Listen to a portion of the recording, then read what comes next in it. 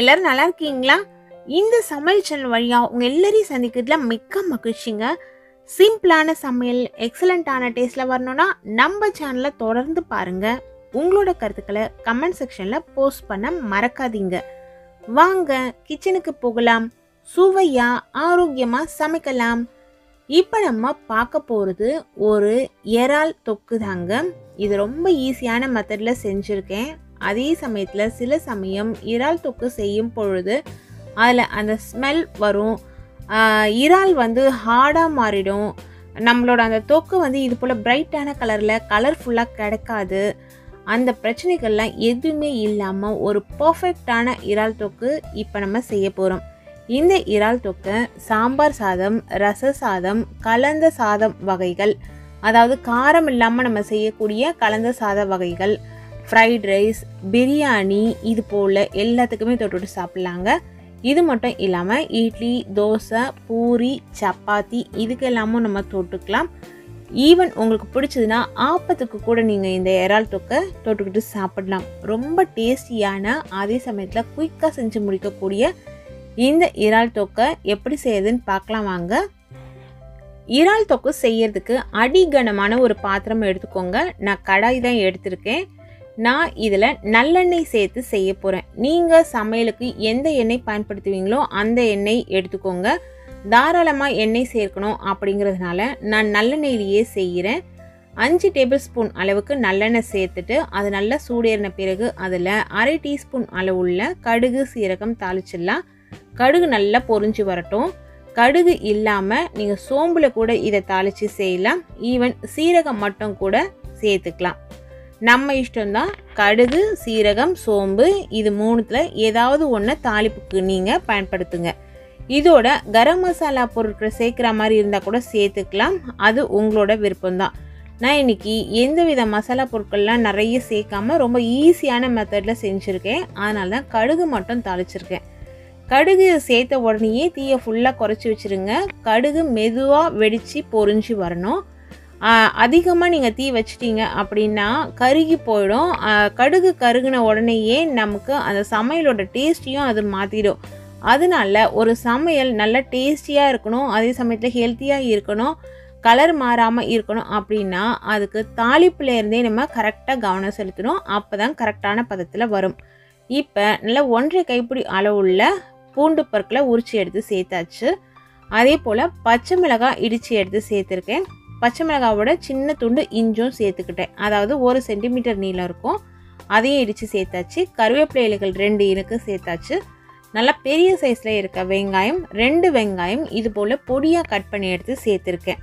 நமக்கு எந்த அளவு தொக்கு வேணும் அப்படின்னு நீங்கள் நினைக்கிறீங்களோ அதுக்கு ஏற்ற மாதிரி வெங்காயம், தக்காளியோட அளவை கூடுதலாக சேர்த்துக்கலாம்.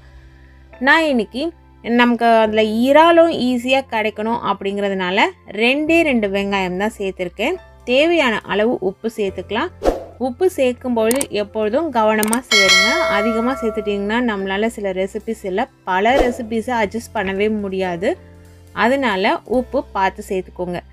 நான் ஒரு 1/2 டீஸ்பூன் அளவுள்ள கல்லுப்பு சேர்த்தேன். தூளுப்பு சேர்க்குற மாதிரி இருந்ததுன்னா இன்னுமே கவனமாக நீங்கள் சேர்க்கணும். இதெல்லாம் ஏன் சொல்கிறேன்னு பார்த்தீங்கன்னா இப்போ தான் சமையல் பழகுறாங்க அப்படிங்கிறவங்களுக்கு ரொம்பவே யூஸ்ஃபுல்லாக இருக்கும். அதே போல் பூண்டு நான் முழுசாக சேர்த்துருக்கேன். இதுக்கு பதிலாக நீங்கள் 1-2 இடித்து எடுத்து கூட சேர்த்துக்கலாம். அப்போ பூண்டோட ஃப்ளேவர் ரொம்ப நல்லாயிருக்கும். நம்ம சேர்த்த பொருட்கள் எல்லாம் இந்த அளவு வதங்கி வரட்டும். இந்த அளவு வதங்கின பிறகு இதில் தக்காளி சேர்த்துக்கலாம். வெங்காயம் எந்த அளவு எடுக்கிறீங்களோ அதில் 3/4 அளவுக்கு தக்காளி எடுத்துக்கோங்க. வெங்காயம் நறுக்கிட்டு ஒரு கப்பில் அளந்தீங்கன்னா 1 கப் அளவு வெங்காயம் இருந்ததுன்னா 3/4 கப் அளவுக்கு தக்காளி சேர்த்துக்கோங்க. அப்படி இல்லைன்னா 2 பெரிய சைஸ் வெங்காயத்துக்கு 2 மீடியம் சைஸ் தக்காளி அப்படின்னு கணக்கு வச்சுக்கோங்க. தக்காளி சேர்த்து கலந்து விட்டுட்டு இது போல் ஒரு தட்டு போட்டு மூடி ஒரு 3-4 நிமிஷத்துக்கு லோ ஃப்ளேமில் வச்சுட்டா தக்காளி எல்லாமே சுருங்கி நல்ல குழைவாக வெந்து வந்திருக்கும். எப்பொழுதுமே இது போல் தொக்கு வகைகள் செய்யும் பொழுது நல்ல பழுத்த தக்காளியாக, அதே சமயத்தில் ஈஸியாக மசியக்கூடிய நல்ல சாஃப்டாக இருக்கக்கூடிய தக்காளியாக எடுத்துக்கிட்டிங்கன்னா டேஸ்ட் நல்லா சூப்பராக இருக்கும். இப்போ இதில் நம்ம நல்லா வாஷ் பண்ணி எடுத்து வச்சுருக்க இறாலை சேர்த்துக்க போகிறோம். இது பார்த்திங்கன்னா வெயிட்டில் 3/4 கிலோ. அதெல்லாம் க்ளீன் பண்ண பிறகு அந்த தோலெல்லாம் எடுத்த பிறகு நமக்கு ஒரு 1/2 கிலோ அளவு இருக்கும் அப்படின்னு நினைக்கிறேன். அதாவது நீங்கள் 1/2 கிலோலேருந்து 3/4 கிலோ வரைக்கும் சேர்த்துக்கலாம். நம்ம இப்போ சேர்க்கக்கூடிய காரம் அதுக்கு ஒரு கரெக்டான அளவாக இருக்கும். மஞ்சள் தூள் 1/2 டேபிள் ஸ்பூன் அளவு சேர்த்துருக்கேன். இறாலை பொறுத்த வரைக்கும் மஞ்சள் தூள் கொஞ்சம் கூடுதலாக சேர்த்துக்கிட்டா தான் அந்த ஸ்மெல் இல்லாமல் இருக்கும் நமக்கு. அதாவது சீ ஃபுட் சமைக்கும் பொழுது எப்பொழுதுமே மஞ்சள் தூள் கொஞ்சம் கூடுதலாக சேர்த்துக்கோங்க. இறாலில் மஞ்சள் தூள் சேர்த்து நல்லா கலந்து விடலாம். இப்படி கலந்து விடும்போது மிதமான தீயில் வச்சுக்கோங்க. தீயை அதிகப்படுத்தி வச்சுக்கிட்டிங்கன்னா இறால் உடனே ஹார்டாகிடும். அதனால மிதமான தீயில் வச்சு கலந்து விட்டுட்டு தீயை குறைச்சிட்டு தட்டு போட்டு மூடி அப்படியே ஒரு 2-3 நிமிஷத்துக்கு வச்சுருங்க. அதுக்கு பிறகு ஓப்பன் பண்ணி பார்க்கும் பொழுது எந்த அளவுக்கு இதில் தண்ணி விட்டு வந்திருக்கு பாருங்கள். தண்ணி நம்ம துளி கூட சேர்க்கவே இல்லை. இறால் சமைக்கும் பொழுது தண்ணி அவசரப்பட்டு சேர்த்துடாதீங்க. ஏன்னா இறாலையே தண்ணி நிறைய விடும். அந்த தண்ணியே இறால் வேகிறதுக்கு போதுமான அளவாக இருக்கும். இப்போ காரத்துக்கு மிளகாய்த்தூள் சேர்க்கிறேன். மிளகாய்த்தூள் தனி மிளகாய்த்தூள் தான் நான் இதில் சேர்க்கிறேன்.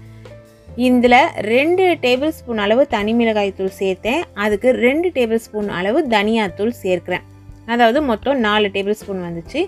இதுக்கு 1/2 டேபிள் ஸ்பூன் அளவுள்ள சோம்புத்தூள். சோம்பு நம்ம வீட்டில் வச்சுருப்போம் இல்லைங்களா, அதை மிக்ஸி ஜாரில் சேர்த்து பொடிச்சு அந்த தூளை இதில் 1/2 டேபிள் ஸ்பூன் அளவு சேர்த்துக்கலாம்.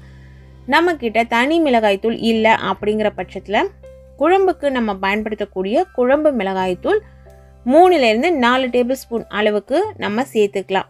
மிளகாய்த்தூளோட காரம் கரெக்டான அளவாக இருக்கும். நான் சொல்லியிருக்க இந்த அளவுகளுக்கு நீங்கள் வெங்காயம் தக்காளி கூடுதலாக சேர்க்குறீங்க அப்படிங்கிற பட்சத்தில் அதுக்கு ஏற்ற மாதிரி 1 ஸ்பூன் அளவுக்கு நீங்கள் மிளகாய்த்தூள் கூட கூடுதலாக சேர்த்துக்கலாம்.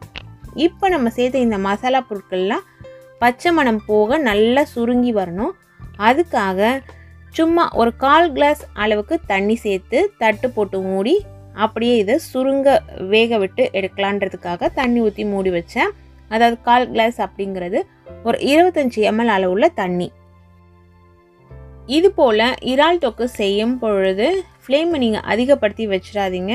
அப்போ சீக்கிரமாகவே கருகி போயிடும்.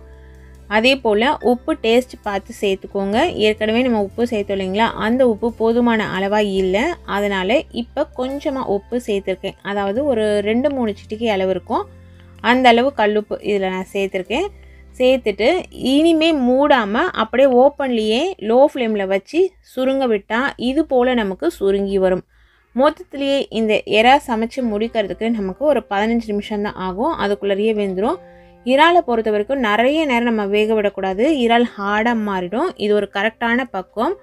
இப்போ நம்ம இறக்க போகிறோம். இறக்கிறதுக்கு முன்னாடி கொத்தமல்லி இலைகள் நல்லா பொடியாக கட் பண்ணி எடுத்து அதை இதில் சேர்த்துடலாம். கண்டிப்பாக கொத்தமல்லி இலைகள் சேர்க்கணும். எந்த சீ ஃபுட் நீங்கள் சமைக்கும் பொழுதும் அதில் தாராளமாக கொத்தமல்லி இலைகள் சேர்த்துக்கிட்டிங்கன்னா தான் அந்த ஸ்மெல் இல்லாமல் இருக்கும். இல்லைன்னா அந்த அந்த சீ ஃபுட்டுக்குனே இருக்கக்கூடிய ஒரு ஸ்மெல் இருக்கும். அது சாப்பிடும் பொழுது நமக்கு அந்தளவு நல்லா இருக்காது. அதனால நீங்கள் இந்த விஷயங்கள்லாம் கரெக்டாக ஃபாலோ பண்ணுங்கள். அதே போல் இறால் க்ளீன் பண்ணும்போது அது நடுவில் கருப்பு கலரில் ஒரு நூல் மாதிரி வரும். அது நல்லா க்ளீன் பண்ணிவிடுங்க. அதே போல் தண்ணியில் நல்லா வாஷ் பண்ணிவிட்டு ஒரு வடிகட்டியில் இறாலை வச்சு தண்ணியெல்லாம் நல்லா இருந்த பிறகு சேர்த்து வதக்குங்க. இப்போ சூப்பராக சுவையாக இறால் தொக்கு ரெடி ஆயிடுச்சு. ரெடியான உடனேயே நான் சர்விங் பவுலில் சேஞ்ச் பண்ணிவிடுவேன். எப்பொழுதுமே எந்த பாத்திரத்தில் சமைக்கிறோமோ அதே பாத்திரத்தில் அந்த ஃபுட்டை வச்சுருக்க வேணாம். நீங்கள் உடனே நீங்கள் வேறு ஒரு பாத்திரத்தில் சேஞ்ச் பண்ணிட்டீங்கன்னா அது கலர் மாறாமல் நல்லா ஃப்ரெஷ்ஷாக இருக்கும். இந்த சுவையான இறால் தொக்கை நீங்கள் உங்கள் வீட்டில் இதே அளவுகளில் பக்குவம் மாறாமல் செஞ்சு பாருங்கள். எந்த வித கூடுதல் மசாலா எதுவுமே இல்லாமல் நம்ம இந்த இறால் தொக்கு செஞ்சுருக்கோம். இந்த இறால் தொக்கோட டேஸ்ட்டு வேறு லெவலில் இருக்குங்க. இது போல் நல்ல நல்ல ரெசிபிஸ் தெரிஞ்சுக்கணுன்னா நம்ம சேனலை தொடர்ந்து பாருங்கள். சுவையாக சமைச்சு சாப்பிட்டுட்டு மகிழ்ச்சியாக வாழுங்க. சுவையாகவும் இருக்கணும், ஆரோக்கியமாகவும் இருக்கணும்னா நம்ம சேனலை பார்த்து சமைங்க. Thank you friends.